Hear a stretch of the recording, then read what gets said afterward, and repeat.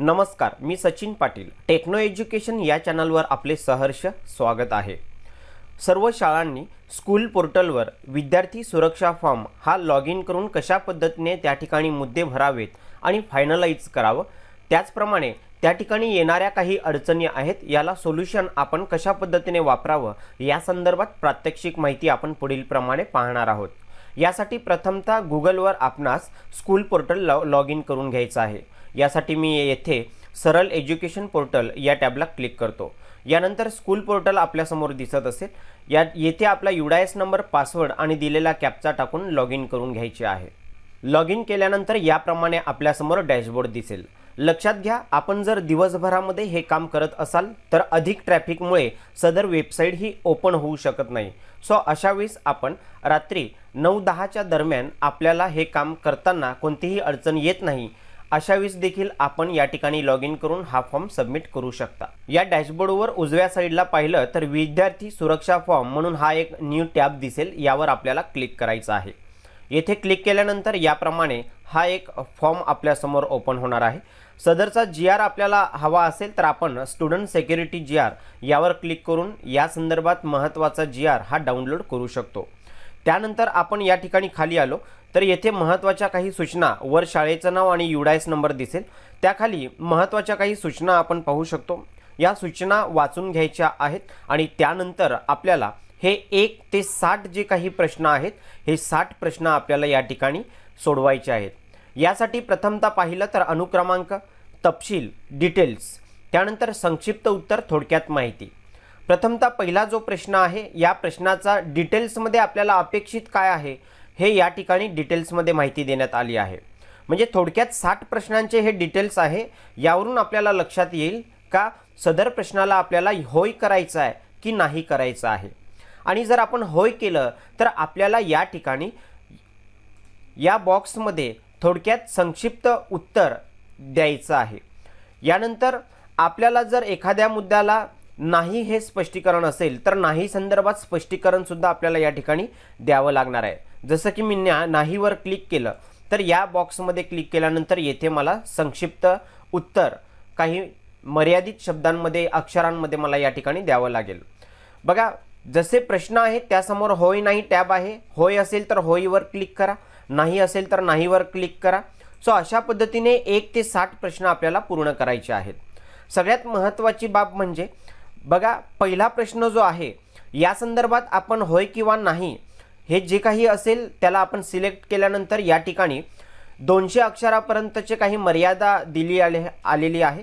ही या ठिकाणी आपण मांडली.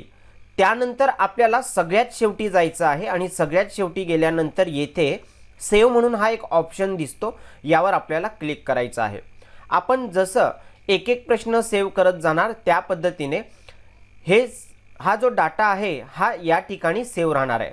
म्हणजे आता जर या क्षणाला मी 10 प्रश्न सोडवून मी सेव्ह केले आणि दुसऱ्या दिवशी मी पुन्हा 5-10 प्रश्नाला सुरुवात केली तर माझे आधीचे जे काही प्रश्नावली आहे किंवा जी माहिती मी या ठिकाणी अपडेट केलेली आहे ती या ठिकाणी सेव्ह राहणार आहे. जर आपण 5 ते 10 प्रश्नावली समोर होय नाही करून त्यासमोर आपलं संक्षिप्त उत्तर या ठिकाणी लिहिलं आणि नंतर आपण सेव्ह करायला गेलात तर ट्रॅफिकमुळे किंवा साईडच्या टेक्निकल इश्यूमुळे हे सेव्ह होत नाही आणि आपण जेवढी मेहनत घेतलेली असते ही पूर्णतः वाया जाऊ शकते. याचमुळे एक एक प्रश्नाला आपण या ठिकाणी होय किंवा नाही जो काही पर्याय असेल तो सिलेक्ट करा आणि त्यासमोर संक्षिप्त उत्तर दिल्यानंतर सगळ्यात शेवटी येऊन प्रत्येक प्रश्नानंतर सेव्ह करत चला. 1 किंवा 2 प्रश्न त्यानंतर सुद्धा सेव्ह केलं तरी सुद्धा चालेल.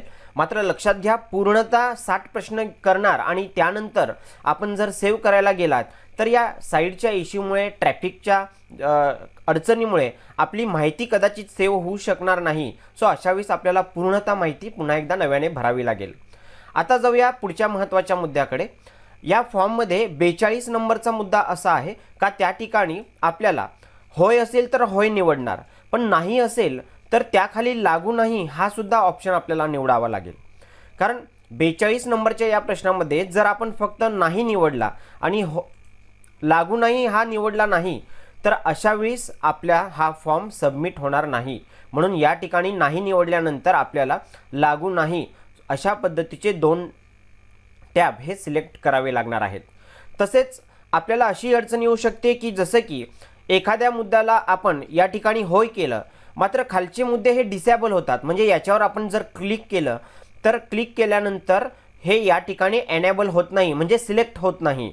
सो अशा वेळेस काय करायचं, वरचे जे काही मुद्दा असतो, जसं की मी या ठिकाणी होय केलं आणि या ठिकाणी हे डिसेबल आहे, याच्यावर मी क्लिक केलं तरीसुद्धा हे एनेबल होत नाहीत।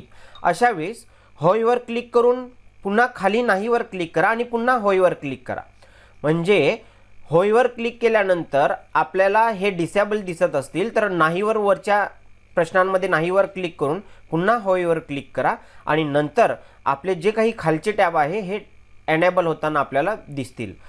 हा दुसरा एरर आपल्याला येऊ शकतो। आपण या ठिकाणी अशा पद्धतीने याचं सोल्युशन मिळवून आपलं काम पुढे हे घेऊ शकता, करू शकता। या ठिकाणी 60 प्रश्न पूर्णता झाले, त्यानंतर आपण सेव्ह करायला विसरायचं नाही आणि सेव्ह झाल्यानंतर हा डाटा हा पूर्णतः या ठिकाणी सेव्ह होणार आहे। आपली माहिती यस ऑर नो ही माहिती ही पूर्णतः इथे सेव्ह होईल। त्यानंतर आपल्या HMचं नाव, आपल्या HMचा मोबाईल नंबर टाकायचा आहे आणि सगळ्यात शेवटी फायनलाइजवर क्लिक करायचं आहे। फायनलाइजवर क्लिक केल्यानंतर आपल्या इथे जो मोबाईल नंबर दिलेला आहे त्यावर एक OTP जाईल। हा OTP आपल्याला एंटर करून या ठिकाणी हा डाटा सबमिट करायचा आहे आणि त्यानंतर आपलं विद्यार्थी सुरक्षा फॉर्म हे या ठिकाणी डाटा सेव्ह सक्सेसफुली अशा पद्धतीचा मेसेज आपल्याला या ठिकाणी वर शो होणार आहे येथे। सो अशा पद्धतीने विद्यार्थी सुरक्षा फॉर्म हा आपल्याला सबमिट करायचा आहे। या व्यतिरिक्त या ठिकाणी दुसरी कोणतीही अधिकची माहिती नाही, जी काही माहिती आहे ही मी या ठिकाणी देण्याचा आपल्याला प्रयत्न केलेला आहे। मी आशा करतो की दिलेली माहिती ही आपणास निश्चितच समजली असेल। चला तर भेटूया पुढील एका नवीन व्हिडिओ सोबत। धन्यवाद।